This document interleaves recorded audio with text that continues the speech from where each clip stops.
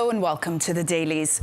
Globally, the Bondi Beach attack dominated headlines as a rare, large-scale anti-Semitic massacre, prompting scrutiny of Australian security lapses and drawing intense diplomatic reaction. In the US, the Brown University shooting remained a major story, with coverage focused on the chaos inside classrooms and the search for the gunman. In Europe, attention centered on Ukraine peace talks after Zelensky signaled he may abandon NATO ambitions in exchange for firm Western security guarantees. We'll start from Australia, as media outlets framed the Bondi attack as a national shock that shattered assumptions about the country's safety and gun control success. Coverage consistently emphasized the scale and brutality of the assault, its anti-Semitic motive, and its status as Australia's worst mass shooting since Port Arthur. Outlets also focused on systematic failures, scrutinizing how the attackers accessed firearms and why warnings about rising anti-Semitism went unheeded. Commentary quickly shifted towards political accountability and calls for strengthened gun laws and community protection.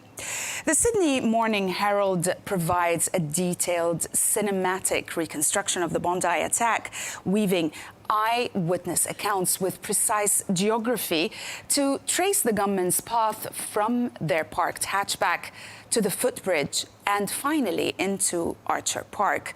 The piece highlights vivid underreported moments: the petting zoo that turned into an emergency treatment zone, bystanders rescuing wounded children, and Ahmed al-Ahmad's split-second disarmament of Sajid Akram.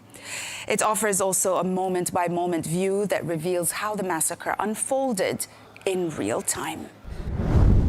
Columnists also at the Herald examined the profound shock to Australia's self-image as a result of the attack, arguing that the massacre exposes long-ignored weaknesses in national gun regulation.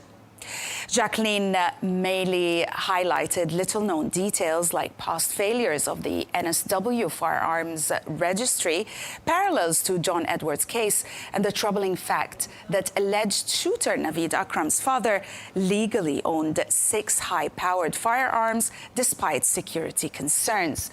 The author stresses also that rising anti-Semitism is a real thing, but also focuses primarily on Australia's political reckoning, urging renewed legislative action to restore confidence in the country's once celebrated gun control model. International media largely portrayed the Bondi shooting as a rare and deeply alarming breach of Australia's reputation for safety, underscoring how unusual mass gun violence is in the country.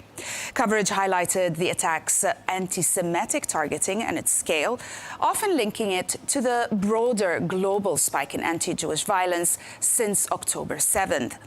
Many outlets contrasted Australia's strict gun laws with the attackers' ability to obtain high-powered weapons, raising questions about security gaps and radicalization trends.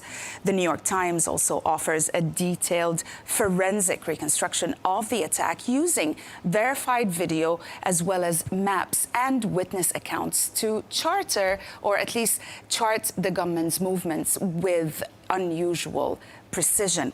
Also, it shows how the assailants emerged from the parked hatchback, took high ground on the footbridge and fired on the Hanukkah crowd before one actually descended towards the festival. The review highlights the decisive moment a bystander disarmed the shooter and the police engagement that followed, presenting a clear minute-by-minute visualization absent from broader narrative coverage. Newsweek profiled both one of the gunmen and the hero that disarmed him. The piece identifies Naveed Akram as a 24-year-old Pakistani national living in Sydney, who's the surviving suspect in the Bondi Beach attack. It reports that he worked as a bricklayer until recently being laid off. He lived with his parents and siblings and spent his free time diving, fishing, and exercising. Family accounts describe him as quiet and not very social. The report notes investigators say he and his father, who legally owned firearms, posed as heading for a weekend trip before the attack. The publication also identifies Ahmed Al-Ahmad as a 43-year-old Sydney fruit shop owner and father of two who intervened during the Bondi Beach shooting.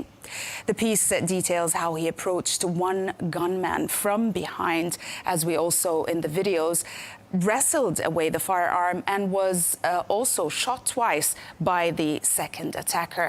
Footage and witness accounts highlight his decisive role in stopping further casualties. The piece emphasizes his injuries, his family's confirmation of his identity, and the widespread praise he has received for his actions. Moving on to Israel, as the news of the Bondi shooting shocked the country. Israeli media framed it as a global extension of the post-October 7 surge in anti-Semitic violence, highlighting it as the deadliest assault on Jews abroad in decades. Coverage emphasized Australian security failures, questioning how an event so vividly Jewish was left vulnerable despite escalating threats.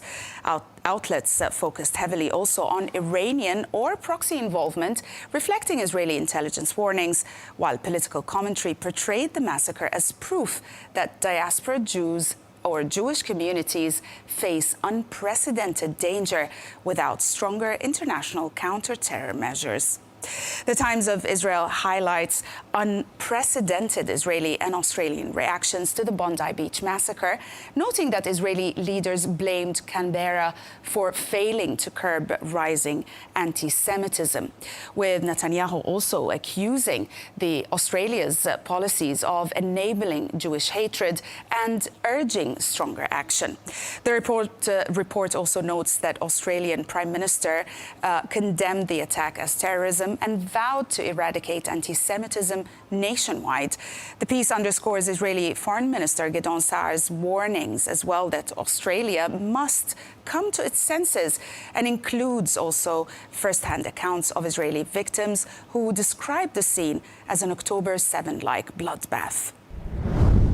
The Jerusalem Post reveals that Israeli authorities are probing possible Iranian involvement in the Bondi Beach attack, examining links to Iran, Hezbollah, Hamas, and Lashkar-e-Taiba, which is a Pakistani Islamist militant organization.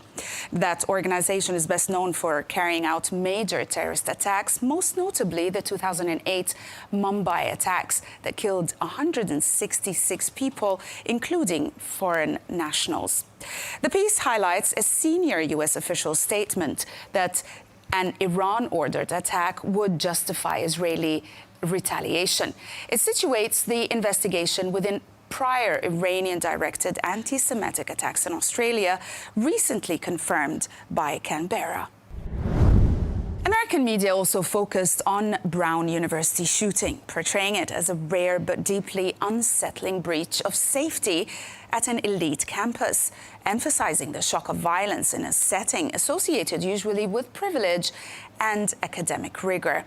Coverage focused heavily on first-person accounts from inside classrooms, the speed of the lockdown, and the confusion as authorities searched for a suspect. Outlets framed the attack within the wider national conversation on gun violence, campus security, and the emotional strain on students, highlighting its timing near exams and also the resonance on the university. The Washington Post offers an intimate inside-the-room reconstruction of the Brown University shooting, drawing on detailed testimony from teaching assistants and students who survived.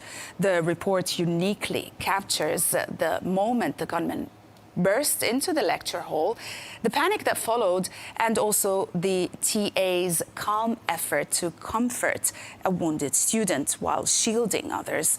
The piece emphasizes the human toll, the fear, the confusion, also the improvised rescues rather than the broader investigation, giving a detailed, emotionally vivid account. The piece also notes that police detained a person of interest early Sunday after a multi-agency manhunt, but later released him without charges as the investigation continues.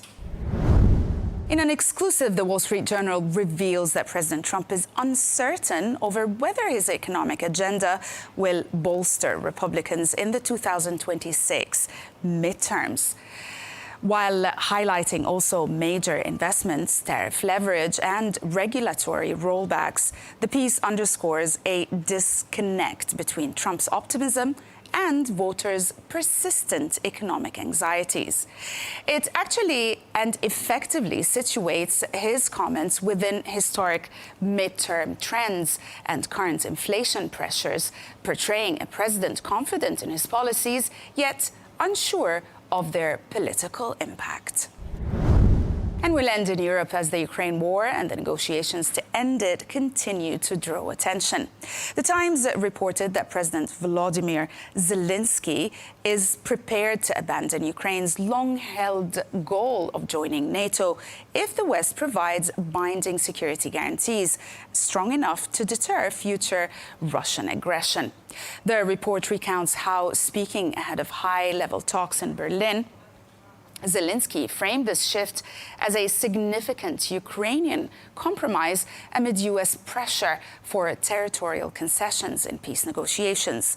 It goes on to say that Zelensky emphasized the need for Article 5-style guarantees from the U.S. and also from Europe, as Washington considers legally enforceable commitments as part of potential settlement terms. That's it for today. Thanks for watching the Dailies only on Al Arabiya English.